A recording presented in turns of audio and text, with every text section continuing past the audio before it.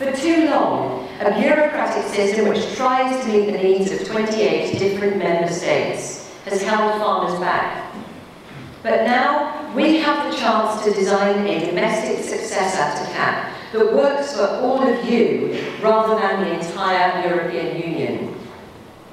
As we work towards this, it's really important that we've been able to reassure farmers that they will receive the same level of financial support until 2020. From 2020, Scotland should receive the same amount of money on the same allocation, which is 16.5% plus the convergence uplift, which DEFRA committed to review actually by the end of last year. So they're overdue on that. The Brexit vote is not an excuse to fail to deliver on a fair allocation there. It's recognised that that was done in an expedient but unfair way in terms of Scotland. And I think that, see, this is the thing I think would provide assurance that they can say we'll come up with a scheme that's fit for purpose, that is more suited to our requirements. But if they won't give a commitment on the level of funding, you know, it can be a fantastic scheme. But if it's 10% of what we get today, what's that going to mean for the rural economy? It would be an utter disaster. So I think they need to talk far more openly about the level of funding. And the reason they don't say it, I think, is what we then need to question. If they won't say that they'll maintain the level of funding, maybe George's assertion that actually they are listened to around the cabinet table isn't quite as sure-footed as he made it out to be, because that is the fear, to use your hope and fear analogy that's there.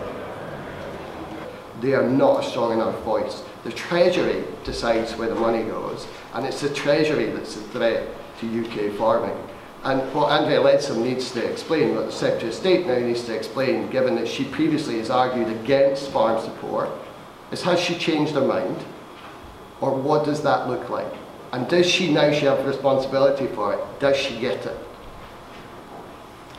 Well, as I made clear, we're not yet in the position of having designed things precisely, but the type of things we're looking at is yes, some sort of scheme where you might reward farmers for ecosystem services, but which would be universal for people to be able to sign up to. But the point I was making is, rather than saying, let's pay farmers a subsidy and then give them a whole list of conditions, let's look at it the other way around. Let's work out what we're trying to reward farmers for doing.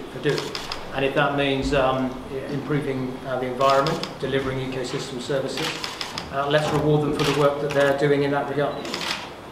Well, absolutely key is producing food for UK consumers. And we do that all day long, but there's a huge opportunity around the world where great British food, with the high standards of animal welfare, food safety, food traceability, it's a real unique selling point around the world, and so demand from across the world is increasing.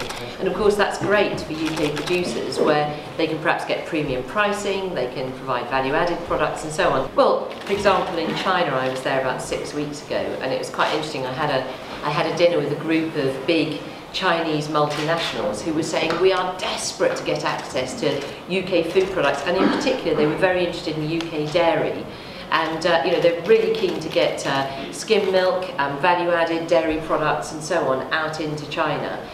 So there's this big demand right around the world, but that's just one recently, and we've got 9 priority markets in our International Export Action Plan, which includes India and the UAE. So there's big opportunities right around the world.